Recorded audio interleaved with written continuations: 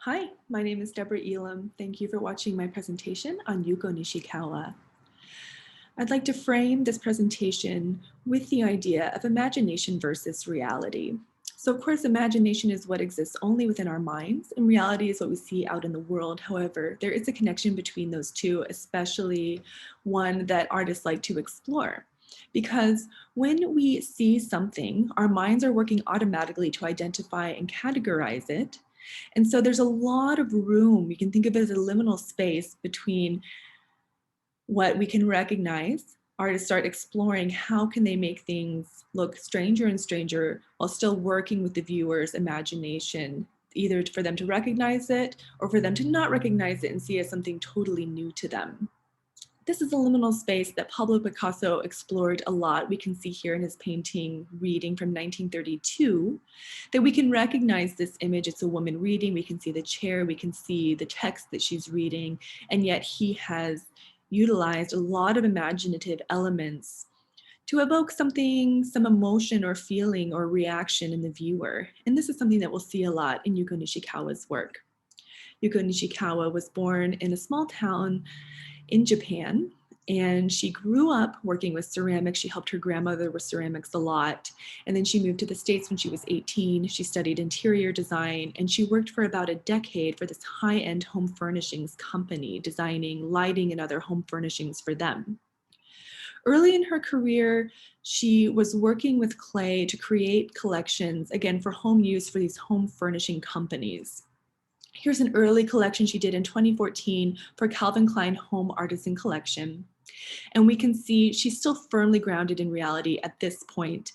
These are purely functional. She hasn't started exploring different shapes for the cups or their color or anything. They seem purely functional. We know what they are. These are some pieces she created for an ad campaign for Dongya. This is that high-end home furnishing company she was working for. And again, she's gotten a little more imaginative, but we can still really clearly imagine the function or see the function of these items. On the left, we have two vases, and on the right, just a small sculptural piece, but it's not really evoking anything for us. It seems to be only for interior design. Here's a collection she did for Anthropology. And again, here are vases, and she's gotten a little creative with the shape of these vases, but we can still clearly see what they are. They seem to have one function. And the dots, again, getting more creative, but they seem to be only decorative elements. We're not engaging our imagination in any other way to try to imagine what their meaning might be. However, in her mid-career, she leaves this high-end furnishing company, Dongya. She starts her own design company, and she's working from her own studio, and her pieces start getting a lot more imaginative. Here's an early collection she did during this time in 2018 called Possibly Tools that was inspired by a collection she saw at the Metropolitan Museum of Art.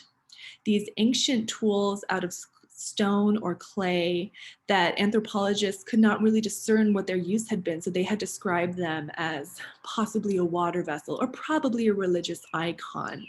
And she was so intrigued by that, how we use our own ideas and our own imagination to kind of fill the gap when we don't know what's going on.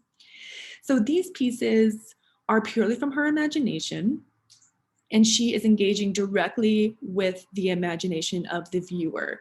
And we see these elements, they are possibly tools, so we know what we're trying to discern. Of course, they're not really tools. We can see, I personally have a hard time imagining what the function of these would be. However, all of these elements are not decorative, like those dots on the anthropology vases. They are hints at a possible utilitarian function, and it's up to the viewer's imagination to create that narrative.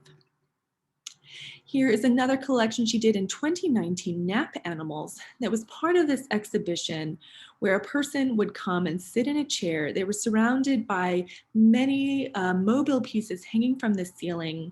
And then these pieces would be on a wall opposite the chair, and they were meant to look as if they had emerged from the dreams of the person sitting in that chair, engaging in that nap, which of course wasn't a real nap. And we can see there is a utilitarian function we could imagine here. These are vases. She calls them vases. However, their shape is fantastical. It does look like it's emerged from a dream, which is, of course, is our subconscious. It's pure imagination. And so she's really, again, in that liminal space between the reality of how we would use it, but again, where did she get that shape from? Purely the imagination.